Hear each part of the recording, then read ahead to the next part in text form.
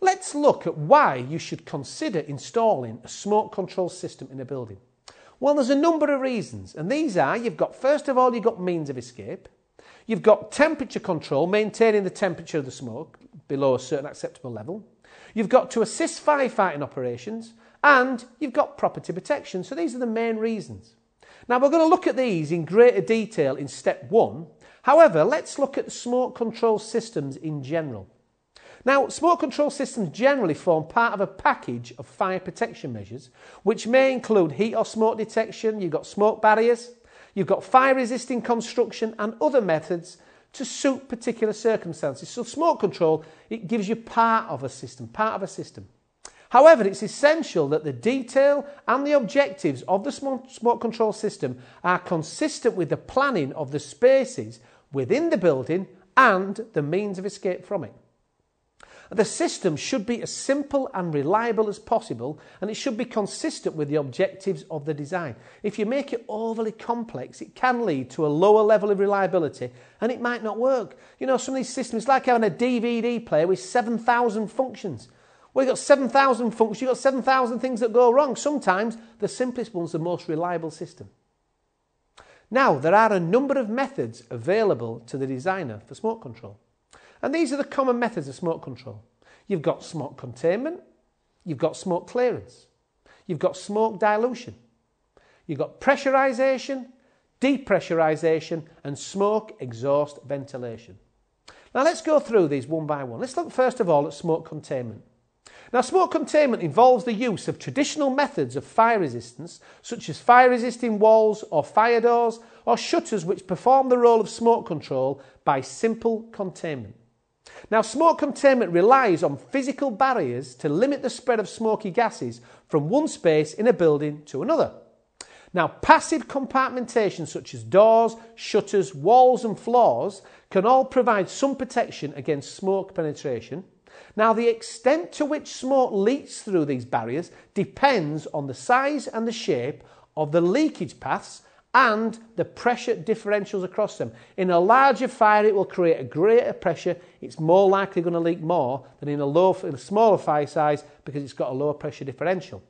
Now, these leakage paths can be eliminated or substantially reduced by the incorporation of linear gap sealing systems. You've got penetration sealing systems, smoke control door sets and their associated seals. So that's what you can do, add more of these seals. And the control of high temperature smoke can be achieved with the use of intermittent seals. These are seals that expand at certain temperatures, expand and effectively seal off that opening. They typically go off 110 to 200 degrees. They expand and they seal it off. The next system I'm going to look at is smoke clearance, and this method involves removing relatively cool smoky gases from a space in a building when smoke is no longer entering or being created in that space. In other words, post-fire. Now, this can be achieved by providing natural cross-ventilation, for example, opening windows, or by the activation of powered exhaust systems. In the fire brigade, they use positive pressure ventilation, where they put huge fans and they push out all the air, but generally that's carried out. They can either be passive or active. That's generally carried out afterwards to get rid of the smoke.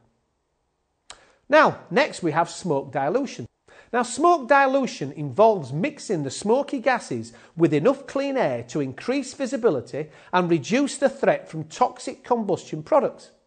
However, this can require very large dilution rates to achieve a safe visibility. In other words, the amount of smoke you produce, you need a lot of air to dilute it sufficiently. So this is one method, but it's hard to achieve, especially with these smoky fuels such as those from plastics. This dilution may need to be 1,000 times the initial volume of the combustible gases, up to 1,000 times. And this can be difficult to achieve for all except the smallest design fires in a large building. So if you've got a very small fire, large building, possibly this system will work. If you've got a large fire in a small building or in a large building, it's not going to comply. You will not get that dilution rate. So that's when you can have those systems. Next, we've got pressurisation. Pressurisation is a form of smoke control using pressure differentials in which the air pressure in spaces being protected is raised above that in the fire affected area.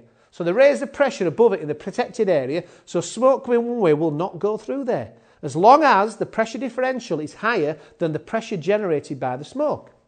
Now, airflow through the leakage paths prevents infiltration of smoke to the protected high pressure side. Now, the pressure differential across any small openings onto an escape route should be large enough, as I said, to offset the fire-generated pressures as well as any adverse pressures caused by external winds and the stack effect. So these are the things you've got to consider. Stack effect, you've got external wind pressures, but the main ones is the fire. What pressures are going to be generated, because it's got to maintain that over. It's got to be positive pressure above that. And it should also be low enough to allow the escape door to be opened with relative ease. So sometimes they pressurise them. They can pressurise them to 150 pascals, 200 pascals. Well, that's great. There's no smoke coming through there, I guarantee you now. But no one could open the door. It's too much. They can't open the door. So you've got to balance it out with maintaining this pressure that stops the leakage, but you've also got to be able to open the doors. Now, the requirements can be contradictory, and again, these are difficult to achieve. Now, pressurisation systems are designed to have adequate airflow rates across any large openings, for example, doors. And these excessive pressure differentials across a small opening when the doors are closed can be prevented by the use of pressure relief dampers, and you can also have ducts.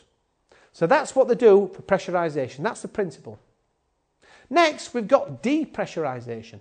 Well, depressurisation is smoke control using pressure differentials in which the air pressure in the space containing the fire is reduced. So rather than make one higher than the area protected, reduce the pressure where the fire is, below that in the adjacent spaces, so it makes the smoke go a certain way. Then gases are removed from the smoke affected space in a way that maintains the desired pressure differences across any leakage openings between that space and adjacent spaces. Now, sometimes in atriums it's possible to use the buoyancy of the smoke gases themselves to create this required depressurisation effects, but this is rarely the case. Very rarely they use this. Generally you have to create these pressure differentials with fans, extraction fans, for example. And finally, we have smoke exhaust ventilation systems.